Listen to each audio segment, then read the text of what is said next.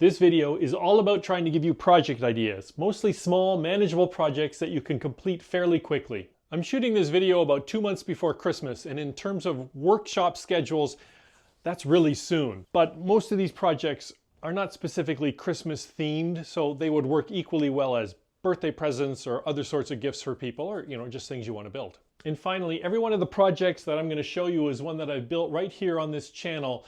So there is a detailed build video for each one of them. I think there's one that's so old it only has a web page, but still, all of that's going to be linked down below. I'm going to start with some sort of kitchen themed project. So I've got a mid-century modern serving tray, I've got various kinds of coasters, Lazy Susan, and some trivets. And in case you didn't know, a trivet is what you call an insulating block that you can put on your table or on your kitchen counter so you have a safe place to put a hot pan. And these all see active use in our house, so they've definitely sort of got some marks and scars from being used for several years. The first one is quite basic. This is nothing but a planed piece of walnut that I've cut to a square and then drilled some decorative holes in it. And the holes also help with heat dissipation. And just as a side note, this is about a 1/2 inch thick, and it has not warped, even though damp pans get put on it pretty regularly. But the other ones, the more fancy ones, I've made kind of like a cutting board where I take strips of wood and I glue it together. But then what I did is on the back side, I turned the wood 90 degrees, and so I have 2 layers of wood here going at cross angles. And then on this one, I then ran it over the table saw, cutting grooves. And you can see there's holes through it because after I cut these grooves, then I turned it 90 degrees and ran those grooves. And this is cherry, walnut, some padauk, and maple, and it's definitely darkened with age. This one's interesting because these are Osage orange, and that's really gone dark over the years. Again, padauk and cherry and some white oak. These are just a nice splash of color that you can put on your table, and they're very useful. So as part of this, I'm reviewing the video from 5-6 years ago when I originally made these, and it was really startling how much brighter the finish was then. These have really darkened with age, especially the Osage orange as I was showing. So I'm really tempted now to just give these a sanding and refresh the finish and brighten them up again, but I don't really have time for that right now, maybe next week. Next, I've got this large cherry Lazy Susan. I've made this one back in 2018, so this has had 7 years of darkening on the cherry. Just as a comparison, here is a reasonably freshly planed board of cherry compared to that. I really love how cherry darkens. This one was kind of interesting in that I made a practice one first just to sort of try to figure out just how big do I want. And so I made this one just out of some scrap oak, but I kept it. I keep it tucked here at the end of my workbench, and I use it sometimes when I'm displaying something for the camera. But anyways, this is 16 inches diameter, and it is 3/4 of an inch thick. And it's just, you have a Lazy Susan bearing and 2 pieces of wood that you cut into a circle. Now, one thing I did is I routed out a recess for the Lazy Susan bearing to fit into to try to minimize the actual height. And this sits on our kitchen table, and this is a serving tray in the mid-century modern style, and this one is a little bit different than some of my other projects in that I actually have plans that you can buy that will have traceable 1-to-1 templates if you wanted to build this yourself. This is cherry plywood with maple, and it's based on this tray, which I made in the 7th grade. And I'm not a young man. This tray is probably 40 years old. After I made it, I gave it into my parents' use, and they used it daily for years, and then eventually they gave it back to me. This is, I think, some sort of mahogany plywood and probably pine. And, 7th grade project. Great beginner project because there's no joinery, really. Like the sides do not touch the ends. They are just glued to the tray. So once you cut out the shape of the tray bottom, and then you cut out these pieces, you glue them into place, and you're basically done. These trays are 12 inches wide by 18 inches long, and it's about 2 inches tall at the highest point. This next project is actually 3 projects, or maybe 4 or even 5, depending on how you count. And I'm talking about various types of coasters. And they're multiple projects because they vary in difficulty. First, I've got these fairly simple straight grained coasters. I mean, they still have multiple species of wood to make them lovely and different. Next, I have some that are hexagon shaped. And finally, these are the end grain coasters. They're not terribly difficult, but they are a lot more time consuming than the other kind. These simple straight grained coasters are kind of made like you would make a cutting board. You will take strips of wood and you will glue them up together, and then you plane them down to about 1/4 inch or 3/8 of an inch in thickness. You know, this is maple and walnut. It's just two different species of wood, but then with the varying thicknesses makes them look interesting. Here I have some padauk and cherry and Osage orange, I think, maybe yellow heart, I'm not sure, and a bit of maple on the side. And these are 4 inches square, and these smaller ones are 3.5 by 3.5 square. This extra large coaster is made the same way, just different strips of wood, but here I made it 9 inches by 4.5 inches.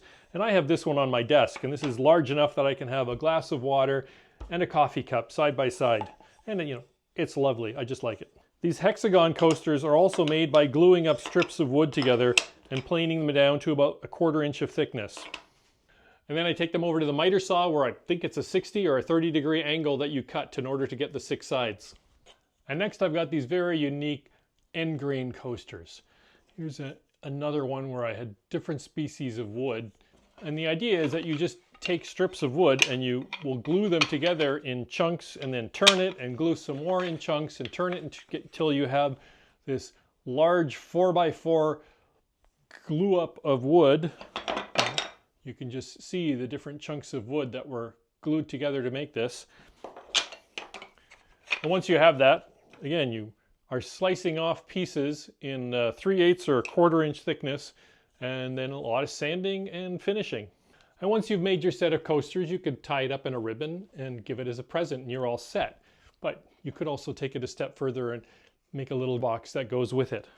This is a fairly simple box, just has rabbeted corners, and then a little piece of plywood is also rabbeted around the edges and inserted into the box. Or you could get more complicated. I did this one with my finger joining jig and made little finger joints for the edges of the box. And again, details for how I built these are linked in the video description below. I always make my boxes to fit, so once I've got my set of coasters, I measure them and make an appropriately sized box. If you'll notice, I'm not always disciplined about making sure my coasters are absolutely identically sized. This hexagon box is a little bit different in that I'm not even sure if it'll be able to see it, but I had to fit in little angled pieces so that the hexagon goes in like that. Next, I've got 3 step stool designs from you, starting with a simple basic one that is great for a kid's first project to something a little bit more refined based on this plan. And then finally, I have the 2-step shaker style step stool. This is great for reaching high shelves. I mean, everybody could use a few step stools in their house, whether it's in the kitchen for reaching the top cabinets, in the bathroom so kids can get a step up, or, you know, a project that kids can bring. I mean, I've got several in the house, as you can tell. First, I've got this very basic, simple beginner stool. I named the video that this is from the Build a Step Stool in an Hour, and you can easily build this in an hour using pine that you buy at the home center, like 1x8 boards and a 1x2 boards. There's only 4 boards, 1, 2, 3, 4 boards, and it is assembled just with screws and glue. This is an excellent beginner woodworking project for kids, or for adults, somebody who wants to get started. And yeah, I first was introduced to this almost 20 years ago. I've since tweaked it a bit myself. And again, make it out of pine, make it out of maple, paint it, or leave it natural. This basic step stool is 12 inches long, 7¼ inches wide, and about 6½ inches tall. So I'd had versions of this basic beginner step stool in the house for a number of years when I decided to just refine it and improve it a little bit. So I took that design and I made the top just a little bit bigger And the legs, I tilted at about 15 degrees. I think that just gives it a much more refined and interesting look. And the larger top, I think, suits me as an adult. This is great for a kid, but as an adult, it's a little bit small for standing on. So I've designed this one to be just a little bit bigger. And I always make these now out of nice hardwood. Let me show you. I happen to have 4 of these step stools in the house right now, each one made out of a different type of hardwood. I've got walnut, white oak, cherry, and Osage orange. This is the one I was showing in the earlier scene. This is white oak. It's actually quarter sawn white oak. You can see the grain lines there, and you can see the reflex. It is a bit of a glossy finish, so I'm trying to not have it glare off the lights, but absolutely love this honey golden color. And this one is a beautiful piece of walnut, has some really nice striking grain in the top, and you never see it, but on the side here, there was actually a little bit of curl. I'm not sure if I can. Yeah. Beautiful rich brown walnut. This is Osage orange, a much less commonly used type of wood. Very hard. It's hard to get wide boards because it's more of a scrubby small tree, but this is aging to this dark honey gold color. I've seen a friend of mine where he has it looking like teak because he's got it out in the sun all the time. But beautiful, nice, hard grain, and love the color. And finally, this is cherry, and I built this in the spring. I was making one, and I thought I might as well make 2, and I made this out of scrap wood. So I was just grabbing stuff off the shelf, and I'm pretty sure this is not sapwood. This is just regular wood, but it is definitely stayed pale. It makes for an interesting stripe that continues down into the legs. But regardless, this has still got an interesting color to it. And again, I've said many times, I just love the rich reddish brown that cherry develops with age. So this step stool measures 14 inches long by 7 1/4 inches wide, and it's 7 inches tall. And you might take note of the fact that it's still assembled with screws, but the screw holes have been plugged by matching cherry plugs, which really adds to the elegant look of the piece. And finally, 1 step is nice, but sometimes you need 2 steps. This is a shaker-inspired 2-step step stool that I designed almost 20 years ago. And I've since built 2 more of them for each of my children as they grew up and moved out of the house. It has this lovely arch on the back, which is, aside from visual looks, it's how I can grab it. I made mine out of maple for the sides and cross pieces and Jatoba for the treads. I think it was Jatoba. It's 20 years ago. Don't hold me to that. But since then, I've made it with walnut treads and maple. I really like how the dark treads contrast with the pale body. One of my viewers once sent me a photo of one that they made where it was entirely out of cherry. I mean, it does look good in a single species of wood. I just happen to like it with the contrast. One little detail is that I build it with just glue, and then I use dowels to pin the joints together. So there are no nails or screws in this. So overall, this step stool is 18 1/2 inches wide, 12 inches deep, and 19 inches tall. The lower tread is half that, 9 7/8, and each tread is, again, 18 1/2 inches by 6 1/2 to 7 inches. Next, I have a few game or toy-related projects to show you. What I have here is a modular castle kit. So it's modular because there's all kinds of individual pieces that can then be arranged and rearranged and even stacked. So it's a play set for your kids. So essentially, I've made wall segments. I have a gate for the castle. I've made 3 different sized tower or building sections so they can stack, and they can also nest inside each other for when you store them away. It's all made of 3/8 inch Baltic birch plywood. So the idea is it's a kit. So like Lego, your child can put it together any way they want to, and you as the builder can make as many pieces as you want to. So you could make a few, or you can make a lot. If you'd like people or animals, I sized it so it would work with the Playmobil stuff. So you could buy some little Playmobil people and use them around your castle. It's meant to be something fun that stirs your kids' imaginations. This one's really old. I built it before I was doing YouTube, so all I have down below is a link to a fairly primitive web page that talks about it. The idea came from a 1990s woodworking magazine, and it is basically like a wooden version of air hockey. So this is a box made out of 1/2-inch plywood. It's about 28 inches wide and 33.5 inches long. There's a slot in the end for the goal. There's some corner blocks in there so that you don't get your puck stuck. This is a little guard block has been glued down. That's optional. And, you know, just a little wooden dowel and some hockey sticks.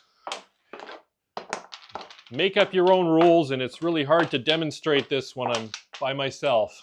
This is just yellow paint and white paint, and then I drew lines with magic marker, and then I coated it with polyurethane to sort of seal it in, and it provides a fairly smooth surface, and as you can see, it's going to get marked up, and that's just the nature of the beast. Just a little quick disclaimer, your safety is your responsibility. You know, this is made of wood, and so is this. This could hurt if it goes flying through the air, so if you have little kids, you might want to use like a rubber ball instead. Play safe. So at the beginning, I talked about small, manageable projects, and this breaks all those rules, but I had to include it because it's a lot of fun, but it is a complex build. This is a wooden push toy for toddlers to push around the house, and as you can hear, it makes a lot of noise. But it is, I think, beautiful, and it was a really fun, satisfying build. If you're a grandparent, you might like to make this for your grandchildren, provided that it stays at their house. These handles at the top I just bought. They're shaker coat pegs. But if you have a lathe, you could certainly turn your own, but you don't need to. This curved body is made of 5 thin strips, so you're going to need to make a bending form and then bend it and glue it with epoxy. The noisy part at the bottom is little blocks that swing back and forth on these dowels, and I made mine out of different species of wood, so there'd be some color contrast. So I've got white oak and cherry and padauk, and then the pieces repeat, the species repeat. The joints are pinned with contrasting dowels just for the aesthetics of it, and quite by accident I figured out a way to burn a perfect circle using the drill press. I show that in the video.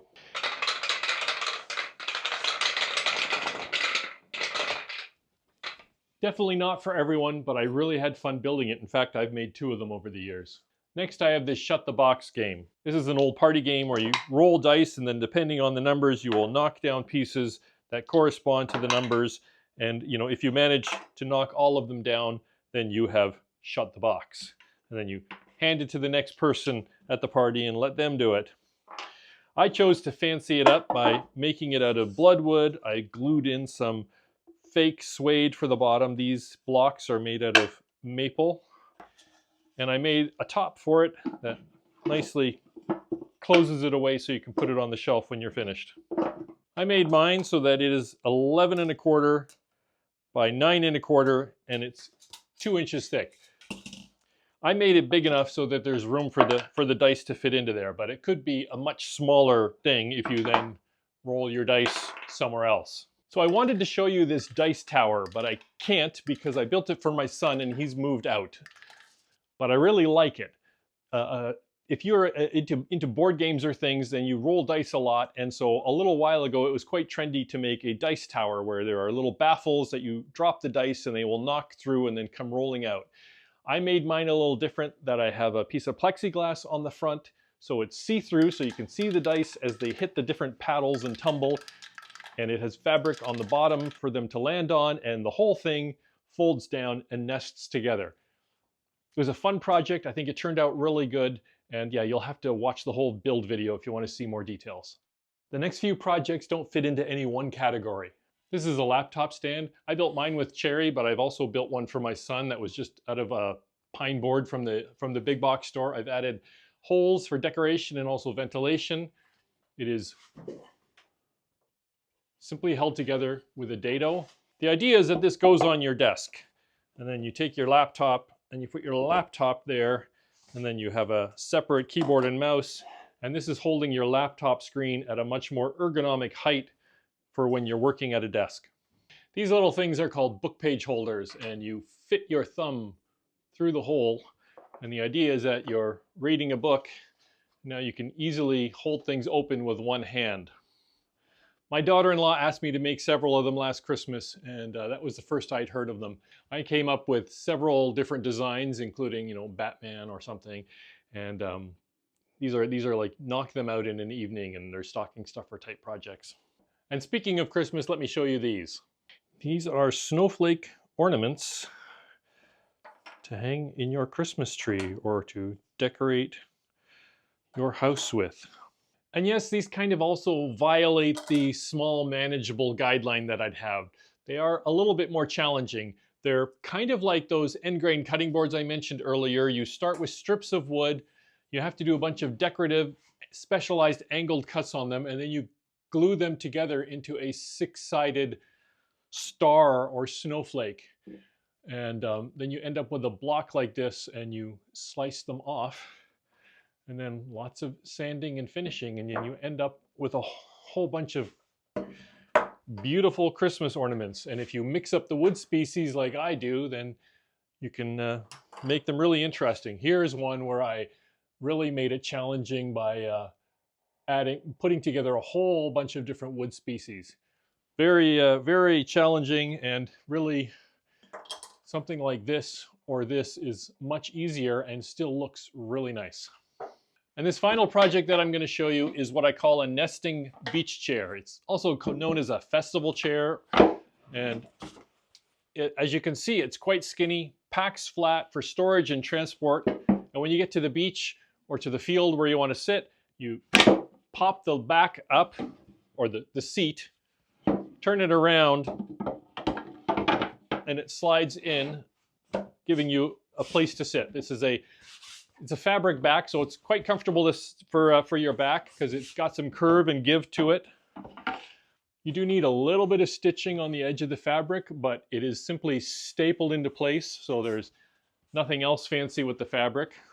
On the seat, I used alternating slats of cherry and maple because I like the look, and yes, the finish is looking well worn. This chair is 10 years old, and I use it every summer when I go to the beach. Simply assembled with screws, stainless steel screws, and a bit of glue. And folks, that brings us to the end. Again, remember that all of these projects, except for that one, have a detailed build video, and some of them have a plan package available, and all of that is going to be linked in the video description below. I didn't show any cutting boards or tables, but I'll link a few of those videos down below also. But otherwise, that's it. Thanks for stopping by. I hope you got some project ideas that you can build in your shop.